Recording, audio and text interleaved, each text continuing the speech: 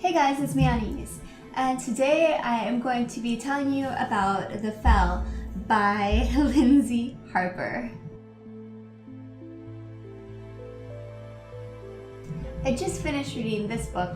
It is a dark fantasy book, so that means that it has a really dark tone to it, and of course really magical, mystical things can happen in this world.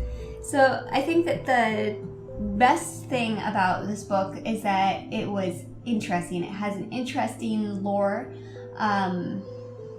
It has a monster lore to it. And I always like monsters that I haven't necessarily heard about. I love dragons too, so don't think that that isn't so. I love dragons so very, very much. But I also like when somebody can come up with something that I haven't really heard about so much, like what this author did.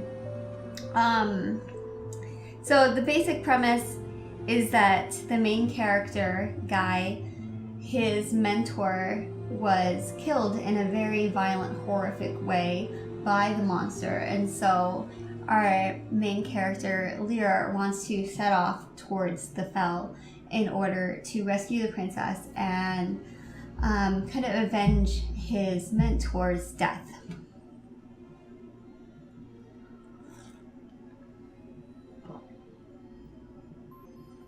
So most of the book, they are going on a journey, and there end up being kind of three main people that show up.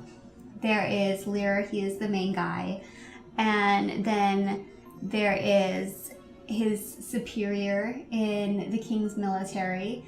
His name is James, I believe, which is terrible. I say I believe.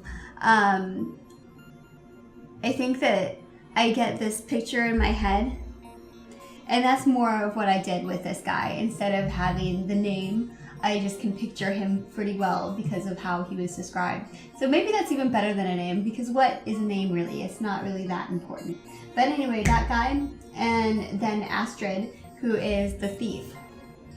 And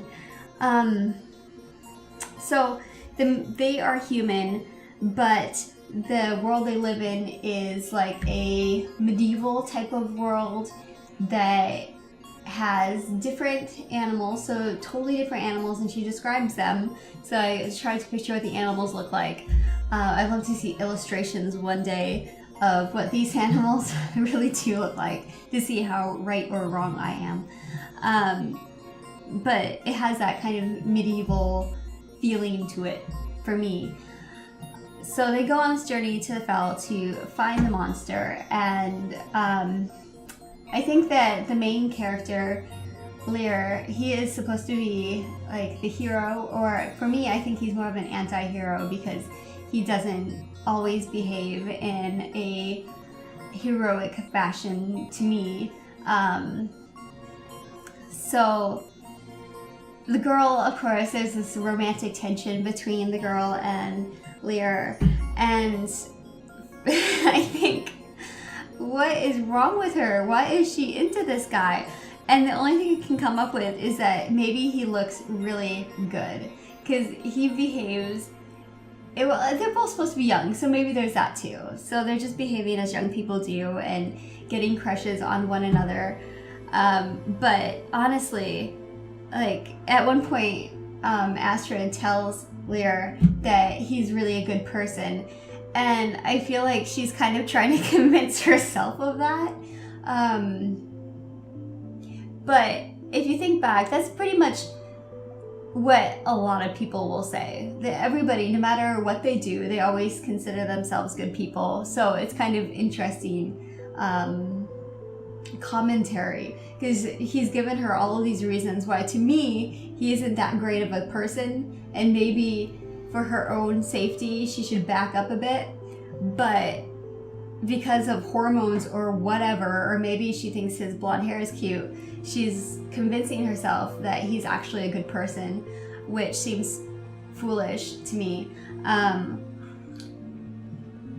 But of course, it adds interest. It's all very interesting. And this is the first in a series, so I'm really interested to see how the story develops. It does have an ending, so you don't have to worry if you read this book that it's gonna throw you into such a cliffhanger that it's infuriating, which some series do.